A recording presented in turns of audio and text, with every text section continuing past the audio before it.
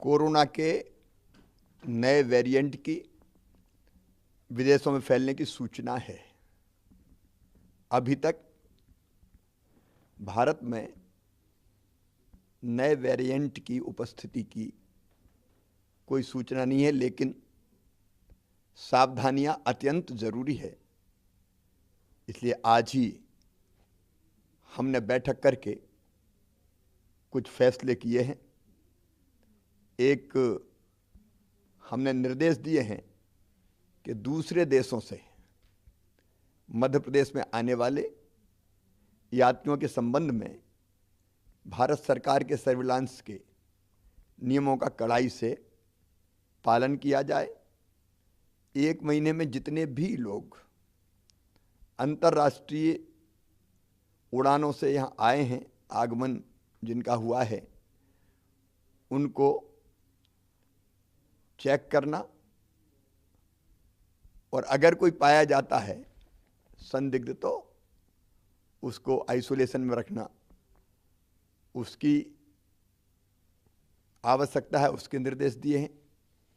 Genome sequencing के सैंपलों की भी हम संख्या बढ़ाएंगे ताकि अगर कहीं इस तरह की कोई स्थिति बने तो जानकारी का अभाव ना रहे।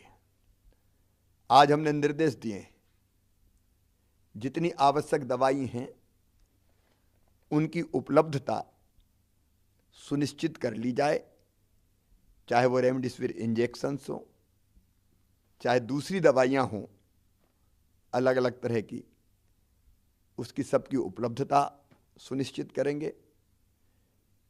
ऑक्सीजन की लाइनों से लेके अस्पतालों की बाकी व्यवस्थाएं, ऑक्सीजन प्लांट्स जो हमने लगाए हैं उनको भी चला के देखने के हमने निर्देश दिए, क्योंकि कई जगह उसकी जरूरत पड़ ही नहीं रही थी आगे। इसलिए आवश्यक जितनी तैयारी है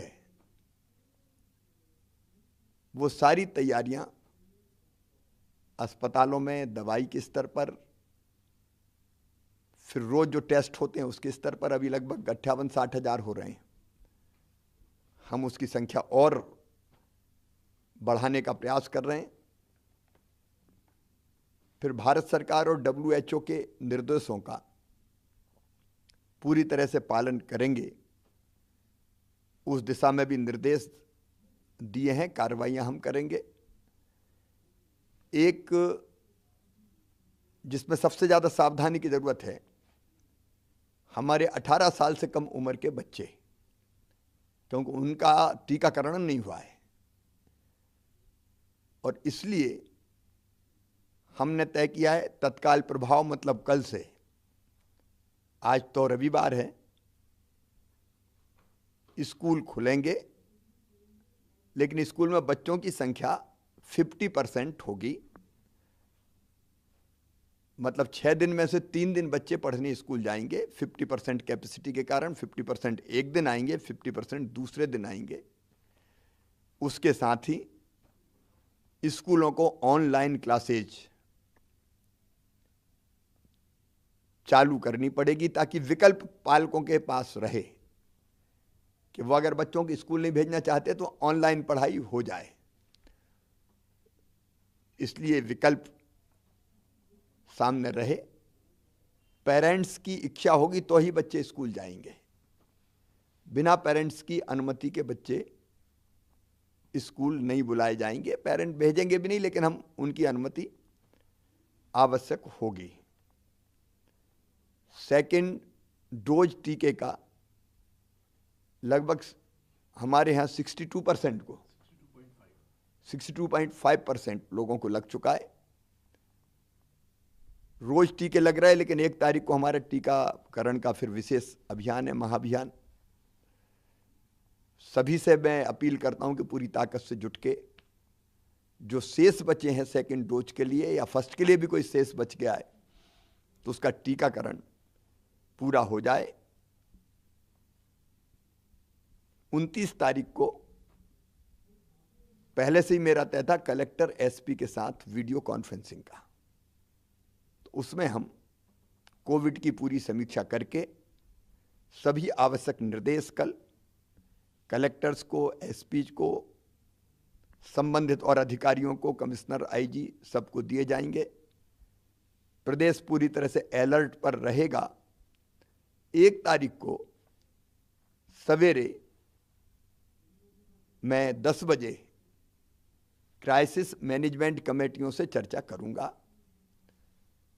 क्राइसिस मैनेजमेंट कमेटी हमारे जिलों की, मंडलों की, ब्लॉक्स की और पंचायतों की, और सबको हम तैयार रखेंगे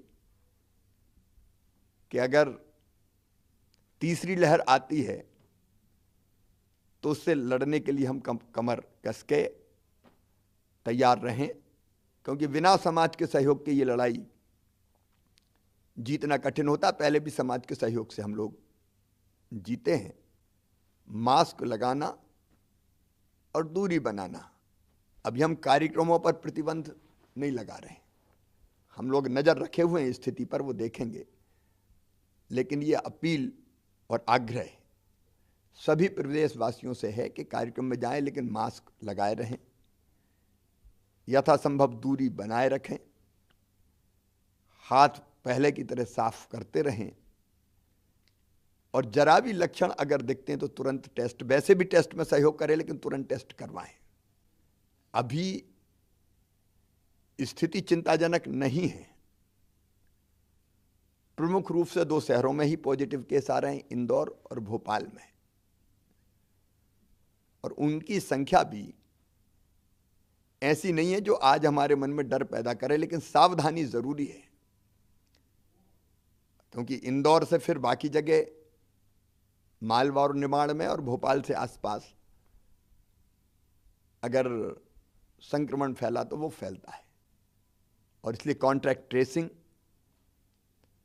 जो पॉजिटिव पाए गए उनका पूरा ध्यान कि वो आइसोलेशन में रहे, कॉन्ट्रैक्ट ट्रेसिंग, अस्पताल में जाने की जरूरत है तो अस्पताल ले जाने की व्यवस्था, ये हम सब करेंगे, क्योंकि अफ्रीका में और दुनिया के कई देशों में ये जो नया वेरिएंट है वो और ज़्यादा तेजी से फैलता है, ऐसे समाचार आ रहे हैं। इसलिए सावधानी आवश्यक है, और मैं प्रदेशवासियों से अपील करता हूं कि बिल्कुल भी असावधान ना रहें। संक्रमण फैलने से रोकने के लिए जो आवश्यक नियम है उन सब का पालन करें। सरकार आपके साथ मिलकर कोई कसर नहीं छोड़ेगी। हमारी कोशिश रहेगी कि तीसरी लहर ना आ पाए।